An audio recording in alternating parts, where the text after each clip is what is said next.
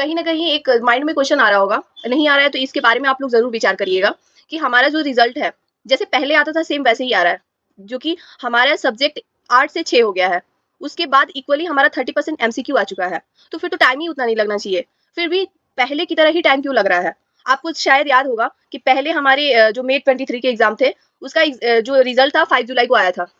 Exact 5 जुलाई को आया था, तो वही प्रेडिक्शंस हमारे क्या बोलते हैं, ये धीरज खंडेलवाल सर ने कहा था कि 2-3 तारीख को हमारी मीटिंग होगी और 5th को आपका रिजल्ट अनाउंस कर दिया जाएगा। फिर उन्होंने कहा कि नहीं कुछ चेंजेस हो सकते हैं, 5 से ज़्यादा हो सकते हैं, इन्होंने क्लैरिफिकेशन में दिया। बट हमको ये चीज़ मतलब एक होता है ना ट्रांसपेरेंसी वाली चीज़ है कि ऐसा क्यों हो रहा है, हमारे सब्जेक्ट कम हो गया, एमसीक्यू हो गया है, तो इतना टाइम तो लगना ही नहीं चाहिए ना पहले की तरह। आपको तो 1 महीने में निकाल देना चाहिए रिजल्ट। क्योंकि आप लोगों को पता है, बहुत अच्छे से पता है कि आप लोग सितंबर में एग्जाम लेने वाले हो। कहने का मतलब है कि 1-2 दिन डिले हो जाने से कोई फ़र्क नहीं पड़ता है। फ़र्क ये पड़ता है कि हमारा एग्जाम सितंबर में अगेन आने वाला है। अब उसके लिए हम प्रिपरेशन कैसे करें? ये ज़ाहिर-सी बात है, आप लोग ये हमको ज्ञान देंगे कि पढ़ने वाले बच्चे को हमेशा पढ़ते रहना चाहिए। जिस दिन रिजल्ट आए उस दिन भी पढ़ना चाहिए, जिस दिन हम एग्जाम दे के आए उस दिन भी पढ़ना चाहिए। बट ऐसा नहीं होता है प्रैक्टिकली। जब तक हम लोग पहले वाला रिजल्ट अपना नहीं देख लेते हैं, अपनी चीज़ों को एनालाइज़ नहीं कर लेते, वो रिजल्ट पॉजिटिव है, नेगेटिव है, लेकिन थोड़ा बहुत तो पता चलता है कि हम स्टैंड कहाँ कर रहे हैं। हमको कितना और पढ़ना है। हमारे जो एग्रीगेट में रह गया या पास हो गए, किस में पास हुए, उस चीज़ को फिर दोबारा से मतलब हम लोग मूव ऑन नहीं हो पाते हैं।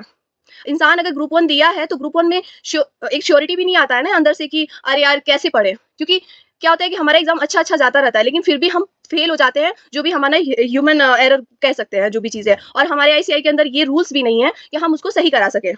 तो राम भरोसे भगवान भरोसे हम लोग बैठे रहते हैं कि हे भगवान मेरा रिजल्ट क्या होगा। रैंक होल्डर को भी नहीं पता होता है कि मेरा रिजल्ट क्या होगा, जो कि वो पूरी मतलब रैंक 1 अभी जिसका आया रहता है ना, उसको भी दुख-दुखी अंदर रहती है कि मेरा रिजल्ट क्या होने वाला है। तो हम लोग नॉर्मल है, मतलब वो चीज़ें हो सकता है, अब हम लोग आगे पढ़ नहीं सकते उस चीज़ को, माइंड ही नहीं लगेगा, दिमाग ही नहीं लगेगा। तो ये सारी चीज़ें जो छोटी-छोटी दिक्कतें हैं ना, इससे क्या होता है कि फेस करना पड़ता है हम लोग को बहुत ज़्यादा, बहुत प्रॉब्लम फेस करना पड़ता है।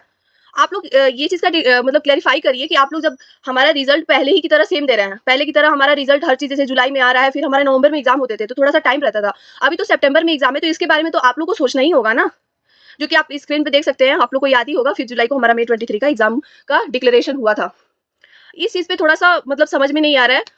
हम ज़रूर पूछेंगे आईसीआई से कि ऐसा क्यों हो रहा है? मतलब हमारे सब्जेक्ट कम हो गए, एमसीक्यू सब में आ गए, तो फिर भी इतना टाइम क्यों लग रहा है? किस टाइप से हमारा पेपर चेकिंग हो रहा है? ऐसे तो सोच के ही डर लग रहा है कि आखिर आके मतलब ऐसा तो नहीं कि कॉपी चेकिंग वाले कम हो गए हैं, टीचर कम हो गए हैं, और कोई कॉपी चेकिंग करने वाले कोई बंदे मिल ही नहीं रहे हैं, कि बहुत टाइम लग रहा है। तो ये बहुत गलत बात है। मतलब एक होता है ना कि हमारे मेंटल हेल्थ से आप लोग खेल रहे हैं।